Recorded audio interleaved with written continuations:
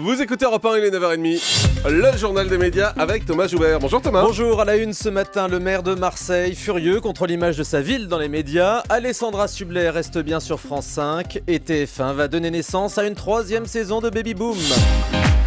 On commence avec la colère du maire de Marseille à propos de l'image de sa ville véhiculée par les médias. Jean-Claude Gaudin vient d'écrire au CSA pour protester contre le traitement injuste dont Marseille fait l'objet dans les médias et en particulier à la télévision.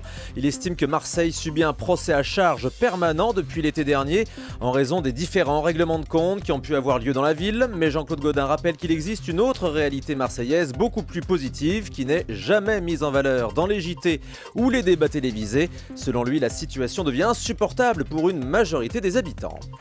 Alexandra Sublet confirme qu'elle reste sur France 5 à la rentrée. Où l'animatrice a donné le top départ du Mercato en annonçant début mai qu'elle quittait C'est à vous. Depuis, on l'a annoncé partout pour un talk-show féminin sur France 2, une émission musicale pour France 3.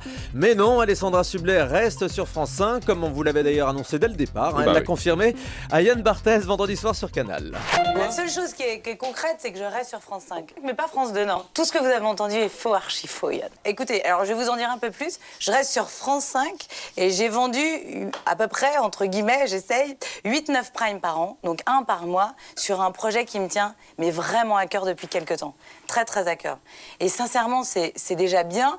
Je vous dis pas que je vais pas bosser sur autre chose pour revenir à un moment donné ou à un autre, mais certainement pas au mois de septembre.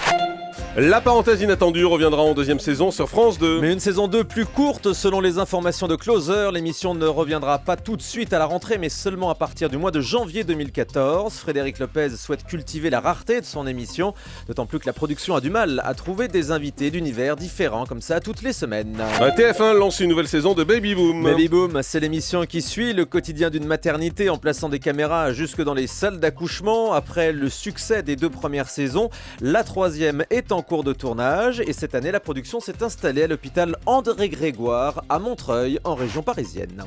Laurence Ferrari explique ce qu'elle va faire à la rentrée sur iTélé. L'ex-présentatrice du 20h de TF1 prendra en charge la tranche 18h-19h30 avec une tonalité très politique. Laurence Ferrari était l'invitée de l'hebdo des médias ce week-end sur iTélé justement. Déjà, il y aura de l'information qui sera faite par les journalistes de iTélé. Et puis, on va travailler avec Céline Pigalle, justement, à installer un nouveau rendez-vous politique, d'information et d'interview politique. De trouver un ton, une mécanique qui n'existe pas ailleurs. Moi, vraiment, c'est ce qui me motive à chaque fois quand je fais des choix de carrière éditoriaux. C'est, voilà, la nouveauté, le projet éditorial, qu'est-ce qu'on invente. Au contraire, j'avais pas du tout envie de revenir à Dimanche Plus, qui est une très belle émission et qui va continuer. Mais j'avais vraiment envie d'aller sur autre chose de totalement différent. Et ce mélange, encore une fois, de news, de hard news, et d'interviews politiques, je ne l'ai pas encore fait. France 2 confirme de son côté l'arrêt de l'émission de Béatrice Schoenberg, Histoire en série. On vous l'annonçait dès la semaine dernière, son émission de société ne sera pas renouvelée à la rentrée. Dans un communiqué, la chaîne précise qu'elle travaille avec Béatrice Schoenberg sur de nouveaux projets. Généralement, c'est ce qu'on dit quand on ne sait pas quoi faire des animateurs. L'émission musicale Monte le son va revenir l'année prochaine sur France 4. Si Taratata a baissé le rideau sur France 2, France 4 continuera à monter le son. L'animateur Stéphane Basset l'annonce à nos confrères de TV Mag. Je suis un survivant, dit-il. Pour l'an prochain, il espère convaincre certains artistes de devenir ponctuellement journalistes pour cette émission.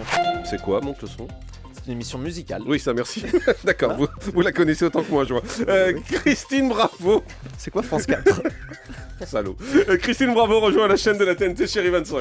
L'animatrice a enfin réussi à placer l'émission historique qui lui tient à cœur depuis longtemps, un magazine axé sur les femmes qui ont marqué l'histoire à travers leur vie amoureuse et familiale.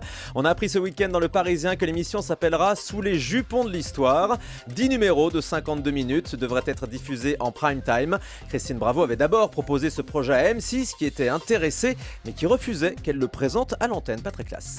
Et puis Nabila va publier son premier livre. Oui, vous avez bien entendu, un livre. Je suis pas sûr qu'elle savait ce que c'était avant qu'on lui fasse un chèque pour mettre son nom dessus. C'est facile. Bref, ça sortira donc le 11 juillet prochain. 160 pages quand même, un bouquin intitulé judicieusement Allô, non mais allô quoi, sa célèbre expression. Alors rassurez-vous, il s'agit d'un livre humoristique qui décline sa formule. C'est comme si je te dis t'es une fille et t'as pas de shampoing. Je suis sûr que vous voulez quelques exemples. Allez, allez-y. Alors t'as des tongs et t'arrives pas à faire tes lacets. T'es ministre du budget et t'as pas de compte en Suisse. T'es un Kinder et t'as pas de surprise. Vous voyez bien celle-là. Hein. Celle-là est bien. Je Ouais. rappelle d'ailleurs que c'est le bac philo aujourd'hui. L'éditeur n'a pas oublié d'inclure, on le précise, des photos de Nabila en pose volontairement amusante et sexy. Jules, évidemment, je vous l'offre dès que ça sort. Merci d'avance. Allez, on termine avec le chiffre du jour. 300 000 €, c'est le manque à gagner d'M6 hier soir qui a décidé de supprimer tous ses écrans pub pour la venue de François Hollande dans Capital. Officiellement, la chaîne ne voulait pas polluer la parole présidentielle, mais selon le site Rue 89, M6 aurait pu céder à une demande de l'Elysée qui craignait que les coupures pub ne fassent chuter l'audience.